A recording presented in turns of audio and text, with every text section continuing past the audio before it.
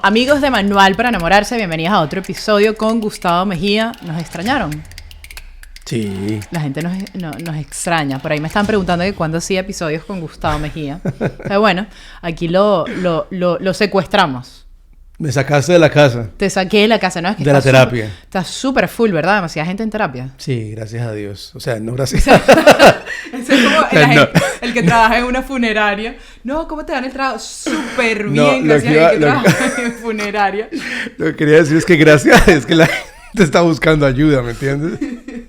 Cuando habla el inconsciente. No, pero bueno, hay un tema que he querido tocar desde que abrí el episodio, desde que hablé en el episodio sobre los ataques de pánico. Fue como un boom, demasiado movimiento, demasiada gente escribió, pero yo solo puedo hablar desde mi punto de vista vivencial, de experiencia.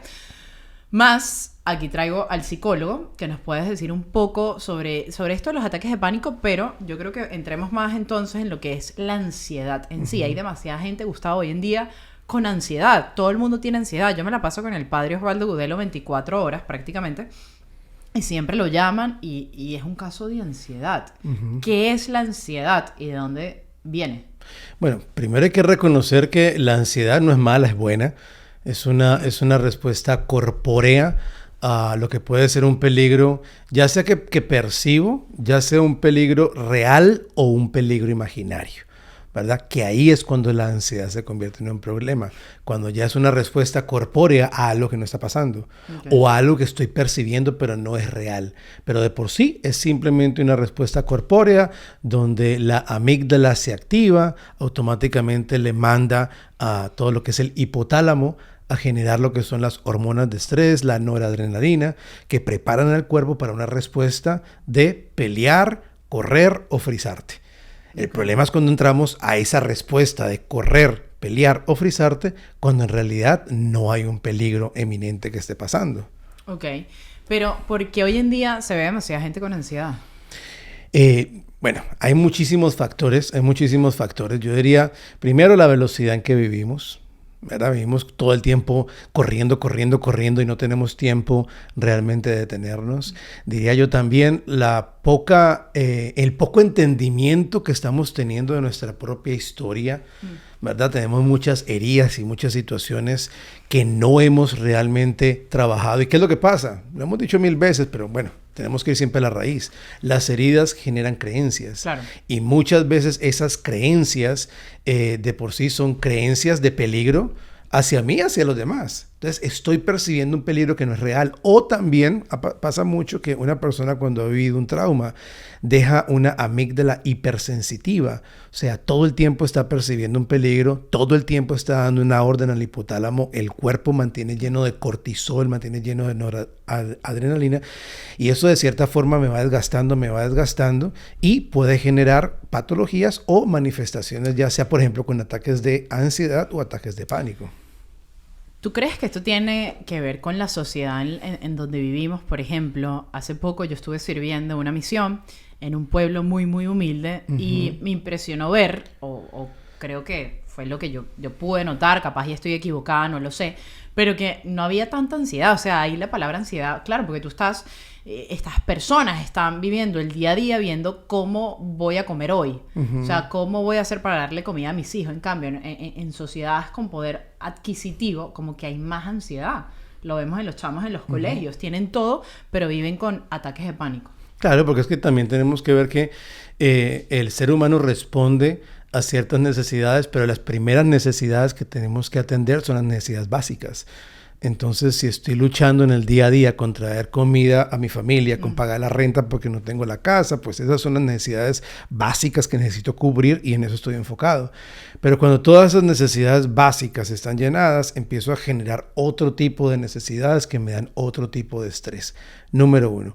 Pero número 2, teología del cuerpo. ¿Qué es lo que hace el pecado original? El pecado original rompe todo lo que es la justicia original. O sea, rompe mi relación con Dios. Por lo tanto, rompe mi relación conmigo mismo. Mi mente, mi intelecto quiere una cosa, mi voluntad busca otra. Hay una división interna. O sea, tenemos una división tanto psicológica como antropológica, ¿verdad? que estamos viviendo. Eso también hace que se cree una división conmigo y con los demás y conmigo y con la creación. Una persona que vive tal vez en el campo, que vive en el pueblo, está mucho más en contacto consigo mismo, con los demás, con el creador y con su creación. Y eso de por sí me da mucha más paz, me da mucha más tranquilidad. Okay. Gustavo, tú que ves tantos pacientes, cuando llega alguien con una ansiedad así severa, digamos, aguda, ¿cómo se empieza a tratar? Mira, lo primero que tenemos que reconocer son los síntomas, ¿verdad? ¿Qué es lo que te está pasando? Hay síntomas corpóreos, ¿verdad? Como palpitaciones, como que me sudan las manos, como que todo el tiempo estoy nervioso. Todavía no, o sea, el ataque de pánico está bajo la sombrilla de la ansiedad y se manifiesta, ahorita podemos enfocarnos un poquito más en eso, pero generalmente físicamente, ¿qué es lo que estás sintiendo? ¿Qué es lo que pasa con tu cuerpo en ese momento? Hay también síntomas cognitivos, o sea, en el momento que empiezas a sentir la ansiedad, ¿qué es lo que te llega a la mente? Porque empezamos a pensar, o sea, algo está mal, me voy a morir, me está dando un ataque al corazón. Hay síntomas emocionales y es la forma ya en que empiezo a percibirme a mí y cómo me estoy sintiendo en ese momento. Y en la terapia, como la trabajo yo, que es desde la fe, hay síntomas espirituales. Y es como que empiezo a sentir un abandono de Dios. Como que en esto que estoy sintiendo ni Dios me puede ayudar, ¿verdad? Entonces, claro, busco la autosuficiencia, pero no puedo controlar lo que me está pasando. Entonces, al querer ser autosuficiente y no lograr controlarlo, me empieza a dar más ansiedad, ¿verdad? Claro.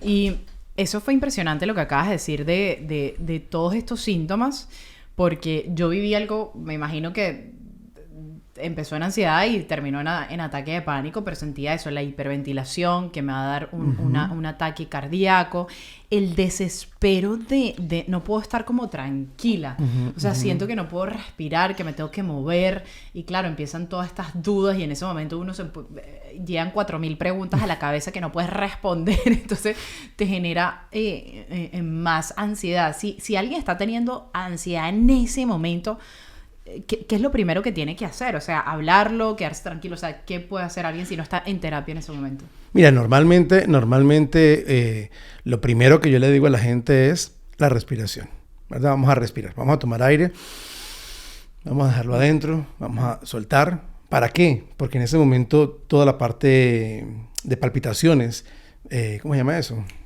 El corazón, latidos. Sí, los latidos, ¿verdad? Todo se acelera y vamos a empezar a normalizarlo físicamente. Ahora, las pulsaciones. Las pulsaciones. Yo siempre digo que la gracia perfecciona la materia.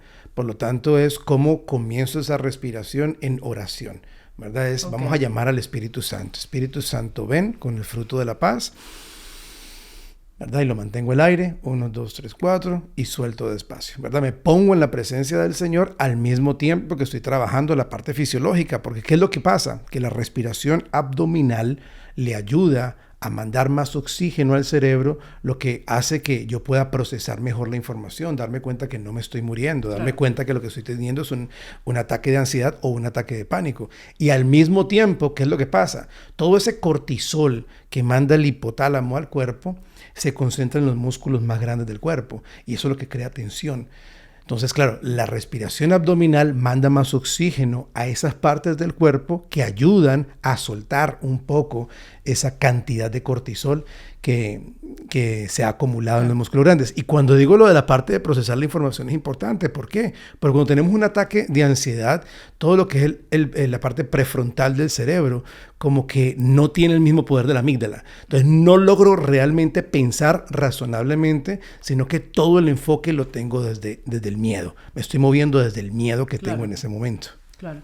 El otro día yo me ponía a pensar y yo dije, a mí que me encanta leer la vida de los santos, en estos libros que yo leí, no sé si hay otros, estos santos no tenían ese nivel de ansiedad como nosotros la estamos teniendo. Entonces, ¿qué es lo que está pasando? Yo creo que volvemos siempre a lo mismo. Como hay un desorden en todas las áreas de nuestra vida, hay un desorden entre, como decía Santo Tomás de Aquino, lo que soñamos y deseamos, con lo que valoramos y creemos, no hay armonía en todas estas áreas de nuestra vida, que eso son como, es un fruto, pero un mal fruto, la ansiedad. Entonces, estos santos que han trabajado en ese orden, en esa purificación de sentidos, de espíritu, no tienen ansiedad. Es como una respuesta a que nos estamos quizás muy lejos o en desorden en el plan de Dios.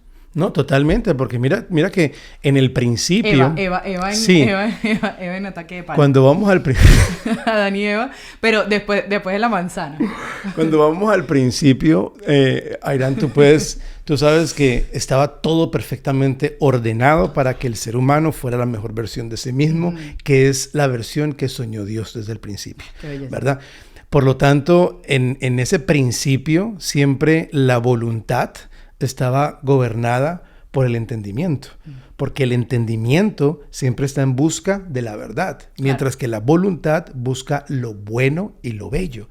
Ahora, después del pecado se forma como un rompimiento y un desorden y la voluntad quiere gobernar el intelecto. Entonces quiero buscar lo que es bueno y bello, pero sin verdad. ¿Verdad? Entonces, ¿qué pasa? Todo de cierta forma se empieza a desordenar y ya esas creencias no están enraizadas en la verdad, sino en la mentira y en el miedo de lo que no estoy teniendo, de lo que no estoy entendiendo. Y ahí es que hace parte también de la terapia. No es solamente respiración, es también vamos a revisar qué cadena de pensamientos estoy teniendo. ¿Cuáles son las mentiras que me estoy diciendo en ese momento? Me voy a morir, me está dando un ataque al corazón, estoy completamente solo, ni Dios me puede ayudar en este momento. No. Voy a renunciar a esas mentiras mientras respiro y voy a empezar a decir la verdad. No. Puedo tomar la calma, ¿verdad? El Señor está en control en este momento. Y empiezo a hacer esa reestructuración cognitiva. Claro que es bien difícil porque tu cuerpo en ese momento es... Haz de cuenta que llegaron los bomberos, el firefighter, sí. ¿Verdad? Y están todos alborotados y hay sirena y hay de todo y es como que en ese momento vamos a respirar. Espíritu Santo, ven. Vamos a poner la presencia del Señor al mismo tiempo que me atiendo físicamente y ahí al mismo tiempo estoy respondiendo a todas esas mentiras que me estoy creyendo. Todo está bien. Hace poco estaba leyendo un libro, que no lo he terminado, porque ya lo voy a terminar aquí en YouTube, que se llama Cartas del Diablo a su sobrino. Y uno de los episodios que habla sobre este estado de ansiedad. Y el demonio mayor le decía a su sobrino como que, hey, nos encanta que el hombre esté en ansiedad. Imagínate esta escena, le decía, cada vez que el hombre entra en ansiedad, es como si un coro de demonios aplaudiese, ¡guau! Y hay una rumba en el infierno, porque en ese momento estás tan susceptible que te presentan los pecados más fácil. Entonces la persona cae en la lujuria más fácil, cae en la mentira más fácil, cae más fácil. Entonces yo me quedé asombrada, wow, cómo en ese momento, una de las maneras en que yo empecé a trabajarlo sin que ningún terapeuta me lo dijera, es como cuando estoy en ese momento de ansiedad, yo siento que es como el demonio aplaudiéndome, uy, lo logramos. Y es en ese momento donde clamo más a Dios y a la Virgen María sobre todo y me pongo a rezar el Santo Rosario. Porque como no sé qué hacer y no puedo tomar ninguna decisión porque está los bomberos, la gente apagando, yo me voy a sentar a hacer un rosario en ese momento. Eso es lo que yo hago, Gustavo. Cada vez. Y mira que eso que estás diciendo es importante. A mí me encanta mi fe católica porque en la fe católica creemos en la fe y la razón, ¿verdad? En ningún momento la fe anula la razón. En ningún momento la ciencia anula mi fe, ¿verdad? Cuando pensamos que la ciencia está en contra de la fe es porque nos estamos dejando llevar por la pseudociencia que el mundo nos está ofreciendo hoy, que no es ciencia, totalmente. Es pseudociencia, está alejándose de la verdad. Pero lo que tú estás diciendo tiene mucho sentido. Sin espiritualizar el proceso, sino viviéndolo de forma encarnada, somos cuerpo y alma, en el momento en que tú empiezas a rozar el rosario, es fe y razón. ¿Por qué fe? Porque te estás poniendo en la presencia del Señor. Estás empezando a tomar control de tus pensamientos desenfocados y te estás enfocando en ciertas partes de la vida de Cristo. Y al mismo tiempo estás tocando cada bolita del rosario que le ayudan al cerebro a venir al presente. Porque siempre la ansiedad o los ataques de pánico es un miedo al futuro. ¿Qué me va a pasar? Así como la depresión es el pasado, lo que me pasó, la ansiedad es el futuro. ¿Qué es lo que me va a pasar? Preguntaba eso al principio. Cuidado, no quiero en ningún momento minimizar una persona que tenga una ansiedad clínica, que tiene un desbalance bioquímico. Claro que pero es hablando a nivel general, generalizando un poquito, tú decías, ¿por qué hay tanta ansiedad hoy? Bueno, porque el ser humano fue hecho para vivir con esos trascendentales en su corazón de la fe, la esperanza y el amor. Pero en el momento en que sacamos a Dios de la sociedad, donde ya Dios no hace parte de mi vida, no hace parte de mi historia, no hace parte de mis planes, ¿en qué pongo la fe? ¿en dónde está mi esperanza? Y sin esa fe y esa esperanza puesta en el Señor, que es el que ordena todas las cosas y el que me llama al abandono, todo depende entonces de mí. Entonces empiezo a ver el futuro como una carga. Y es como una carga constante que yo estoy pensando, ¿qué va a pasar? ¿Cómo voy a pagar la renta? Y yo lo veo, perdón por interrumpirte, sí, pero es que se me va a olvidar la idea. Yo lo veo más bien como el espíritu en ese momento diciendo, oye, ¿de qué me estás intoxicando? Es como que algo me cayó mal. Como cuando uno come algo y le cae mal y empieza con esa vomitadera, etcétera, etcétera. Como que el espíritu, algo me cayó mal. Y más bien, en vez de verlo como una maldición o como que algo malo, verlo como es el momento correcto que el Señor nos está llamando y el Espíritu Santo nos está avisando, hey, aquí hay algo malo, vamos a pensar. O sea, si hay alguien que tenga un ataque de pánico y se topa con este video, verlo más bien como una bendición. Y tú dirás, pero ¿cómo veo una bendición? No, porque es el momento que el Señor te está llamando a través quizás de esta ansiedad que permitió para que tú empieces a reordenar cada pensamiento, a ver qué está pasando con tu vida, cuál es, y como decías, todo después de que Adán y Eva mordieron la manzana, todo se desordenó. Entonces, todos estos pecados, como yo decía, ¿por qué los santos no tenían ataques de pánico o no lo tenían al final de su carrera, de su vida espiritual? Porque llegaron a un punto de tanto trabajo de purificación, de ordenar, de buscar la verdad, de buscar a Dios, que ya no tenían ese miedo al futuro, porque sabían que el día a día que vivían era la divina voluntad de Dios. Total. Entonces, y mira, y al mismo tiempo, o sea, todo lo que tú estás diciendo, pero para organizarlo también en un proceso terapéutico, por ejemplo, entonces te ayuda además a ponerte en la presencia del Señor. ¿En qué tiempo habita el Señor? En el tiempo siempre presente, es el Kairos, ¿verdad? El tiempo de Dios es el Kairos, es el tiempo siempre presente. ¿Por qué estoy diciendo eso? Porque vuelvo y repito, la ansiedad siempre es un miedo a lo que va a pasar, es un miedo al futuro, ¿verdad? Cuando respiremos, cuando nos ponemos ante la presencia del Espíritu Santo, estoy trayendo mi cerebro al tiempo presente, que es el tiempo de Dios. Y cuidado, porque yo el otro día hablaba algo, y es que lastimosamente Nueva Era, lastimosamente la cultura woke, ha usado muchas de las cosas de nuestra fe y las están haciendo de ellos, y nosotros muertos de miedo las soltamos. ¡Ay! Que cogieron el arco iris y lo deformaron porque lo que usan eso no es un arco iris. Ya nadie puede hablar del arco iris. ¡Ay! Que cogieron los ángeles. Entonces ya cogieron los ángeles. Ya los ángeles son de Nueva Era. Y nosotros ya no hablamos de los ángeles y se nos olvida toda la teología angelical de Santo Tomás de Aquino. Que el angelito de la guarda, ellos lo hicieron viral, ya no hablamos del ángel de la guarda. Y exactamente... O meditación. Exactamente. No, la meditación ya es... Eso iba a decir. Cuando San Ignacio de Loyola, cuando la espiritualidad carmelita nos llaman a esa meditación, a entrar a ese tiempo presente de Dios, que es el Kairos, para realmente dejarnos sentir esa paz y esa serenidad en su presencia, que es necesaria. Claro, nosotros no le llamamos mindfulness, no. Nosotros tenemos nuestra propia espiritualidad que nos ayuda a entrar en ese tiempo presente del Señor y que me saca de ese ciclo ansioso. Y hay gente que a mí me ha dicho, Gustavo, pero los padres del desierto no practicaban ninguna metodología de relajación para estar en su presente. Bueno, primero de todo no lo sabemos, pero segundo, los padres del desierto no estaban todos sus sentidos ¿cómo se dice? Sí, o sea, expuestos a demasiadas todo el cosas. tiempo, que tenemos pantallas, que tenemos ruido, que tenemos esto, que hecho, tenemos trabajo. Silencio absoluto. En una presencia, o sea, estaban en el Kairos todo el tiempo en la presencia de Dios. Nosotros no. Nosotros estaban en un retiro de silencio todo el tiempo. Nosotros necesitamos detenernos y entrar a ese tiempo de Dios. El padre Ignacio Larrañaga, ya que en paz descanse, enseñaba muchos ejercicios para entrar en ese tiempo de Dios. Total. Que además no es solamente importante para el que sufre de ansiedad, sino para todo mundo. A todo aquel que va a una capilla de adoración necesita tener el tiempo de relajarse. Porque tenemos lo que tú decías, nuestros sentidos alterados todo el tiempo. Todo el tiempo. Cosas que es obvio que la ansiedad es como, o sea, ¿cómo no? ¿Cómo no? Gustavo, entonces cuando pasa todo esto que hemos venido hablando y entramos en este tiempo de ansiedad, ¿cuáles son los siguientes, síntomas, que es el que yo quiero entrar, en el ataque de pánico? ¿Sería como uno de los frutos o en qué rama entra? Ya en el ataque de... Que es demasiado común hoy en día, por eso quiero hablar. Ya en el ataque de pánico ya es todo esto que hemos venido hablando, pero muchas veces sin un estímulo exterior. Muchas veces una persona puede estar muy tranquila y simplemente la amígdala se detona y empieza este proceso del hipotálamo a mandar todos estos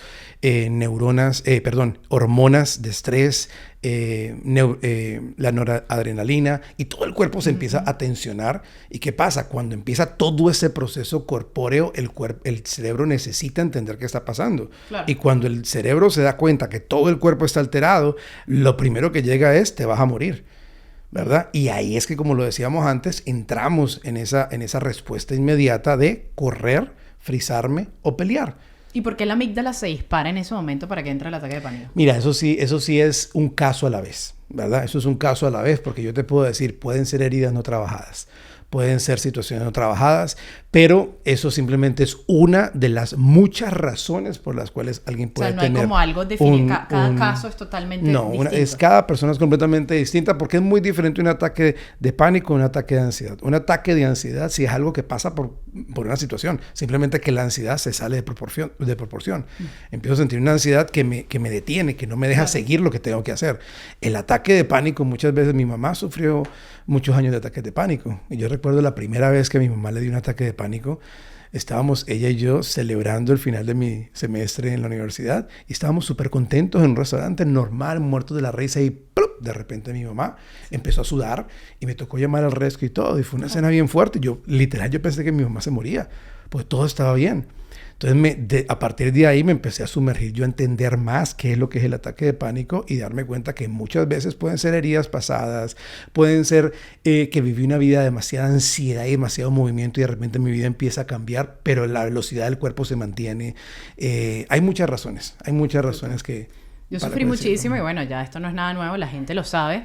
Hoy en día yo lo veo como una bendición, porque el ataque de pánico me salvó de que hicieran más locuras de las que yo iba a hacer. Porque imagínense, yo vivía ese mundo de tantos vicios, y en plena rumba me activaba un ataque de pánico y me tenía que ir para mi casa. Y yo antes decía, no, qué fastidio. Ahora lo veo como una gran bendición, pero era horrible todos los sentimientos, porque es verdad, la mayor parte de las veces ocurría cuando yo estaba relajada, tranquila, disfrutando, empezaba la sudoración en las manos, pero también yo caí en un tipo de ataque de pánico muy fuerte, que era como, no sé si la palabra correcta es disociarse.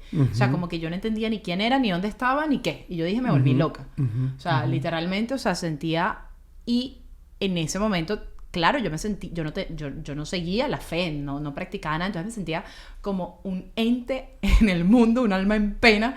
Y eso era horrible, Gustavo. Yo lloraba, o sea, yo hacía todo, fui a terapia, y una terapia que no era católica, porque en ese momento no estaba en el caminar, pero logré entender muchísimo que no me iba a morir. Eso fue lo más increíble que yo pude sacar de ahí. O sea, no me voy a morir, esto va a pasar. Y bueno, ya después con el Señor fue como ese acompañamiento con la fe.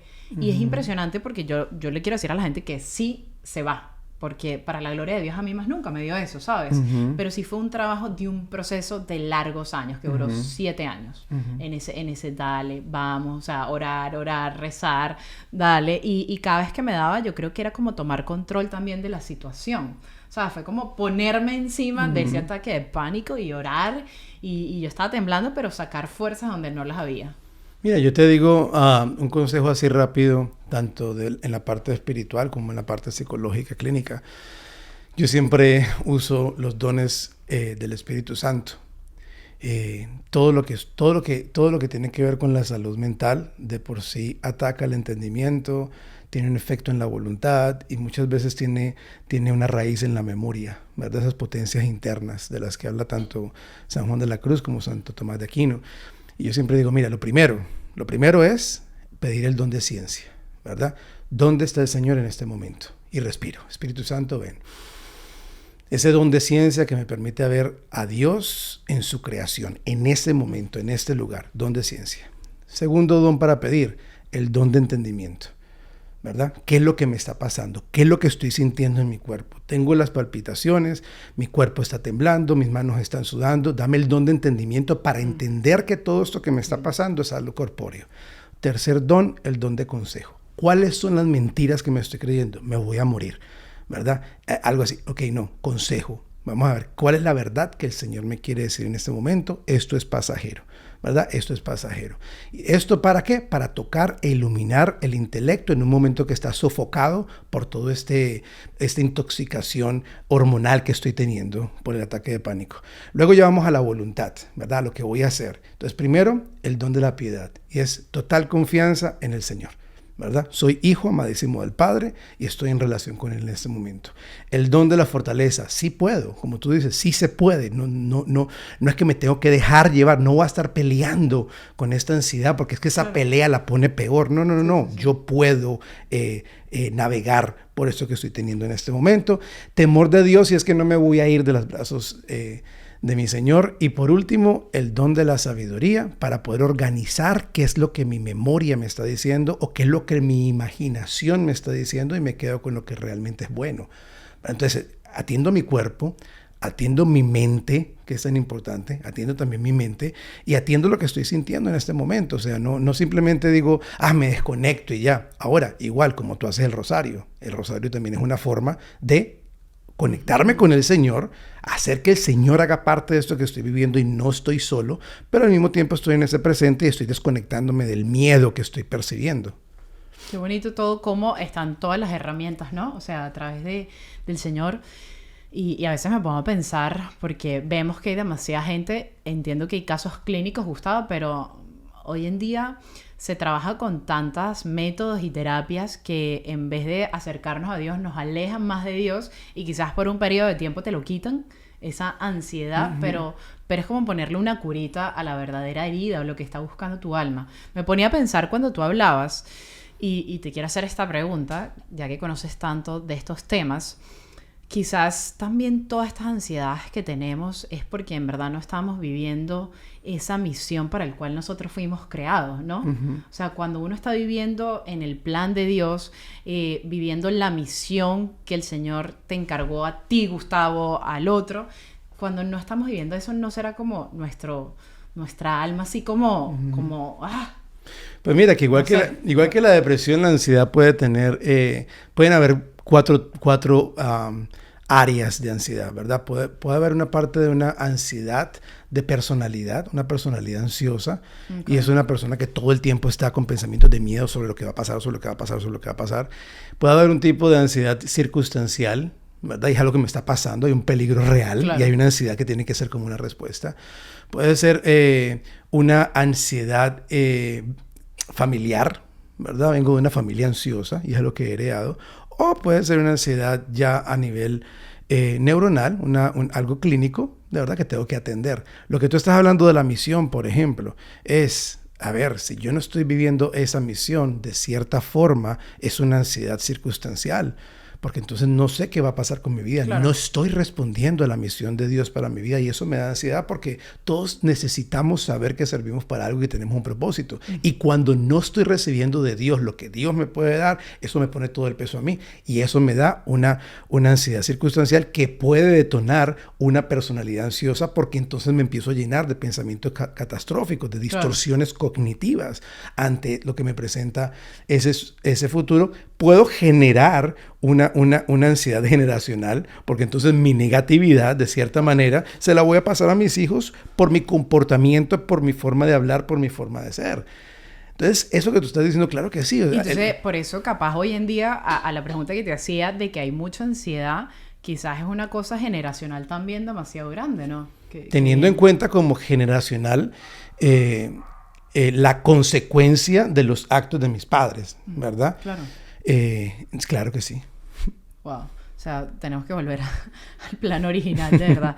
Oye, Gustavo, otra cosa más que se pueda decir de la ansiedad para alguien que esté escuchando este podcast, no sé, algún dato, algún tip, algo que le pueda servir de todo esto que hemos hablado. Bueno, también es un tema muy grande, pero... También con lo que empezábamos al principio y es tener en cuenta las virtudes teologales, ¿verdad? Primero, la fe. Y es que el Señor está conmigo en este momento, ¿verdad? Él está conmigo y Él está navegando esto que estoy viviendo en este momento. Segundo, la esperanza. Mi futuro está en las manos del Señor. Mi futuro está en las manos del Señor y Él tiene un propósito y Él sabe realmente qué es lo que realmente me conviene. Y por último, la caridad, y es atenderme. No voy a ser negligente en lo que estoy viviendo. No simplemente es una pastilla. No sé si de pronto es algo clínico o neurológico y necesitas la pastilla, está bien, pero no es lo único. Necesitas un tratamiento, un acompañamiento. No todo el mundo necesita una pastilla. Diría yo, la mayoría de las personas tal vez no lo necesitan, no están en ese cuadro clínico de la ansiedad, por lo tanto hay que atenderme, ¿verdad? Es como realmente me ocupo de mí ante la presencia del Creador, porque si la criatura se separa del Creador, caemos en depresión, en ansiedad y en todo tipo de desórdenes mentales. Y qué bien que tocaste ese último punto, porque hay mucha gente que le sirve a Dios, que está en la iglesia, pero que está viviendo unos niveles de ansiedad brutal, porque se ocuparon de las cosas de Dios, pero no se han ocupado de ellos mismos. Entonces viven como tapando eso porque no se han sincerado. O sea, ¿qué hay ahí, no? Y no solamente es a sincerarnos, pero hacerlo consciente. Yo te digo, cuando yo empecé a ser terapista, yo empecé con víctimas de tráfico humano. Y yo me acuerdo que con los primeros pacientes, que muchos eran niños que estaban siendo sacados del tráfico humano, yo me iba para el baño y lloraba. Y yo mordía las toallas y lloraba. Y yo me iba para mi casa y yo no podía ni dormir. Y yo empecé a generar una ansiedad, una depresión, un cansancio. Hasta que llegó un momento en que yo tuve que llevar eso a Dios y decir, ven acá, es que ya hay un Salvador y el Salvador no soy yo soy un instrumento. Y yo me tengo que entender como instrumento de aquel que ya nos redimió y que nos salvó, porque si no voy a cargar un peso que no me pertenece y que no puedo cargar. Igual es en las obras de Dios. Somos instrumentos. Él es el encargado. Pero si yo creo que yo tengo que sacar el retiro adelante, yo tengo que sacar el ministerio, todo el mundo me tiene que obedecer a mí, vas a terminar en ansiedad porque te estás cargando un peso que no te pertenece. Ese peso es del Señor. Ese yugo lo quiere cargar Él. Tú eres instrumento, ¿verdad? No eres quien dirige el proceso. Wow, qué belleza, Gustavo. Bueno, yo creo que esto ha sido todo por hoy en estos 30 minutos. Un tema demasiado largo, pero bueno, ya quedará para otros episodios. Así que muchas gracias, Gustavo. Muchísimas gracias a toda la gente que escuchó este tema sobre la ansiedad. Espero que lo puedas compartir y que te suscribas a nuestras redes sociales de Manual para Enamorarse. Un beso, se les quiere.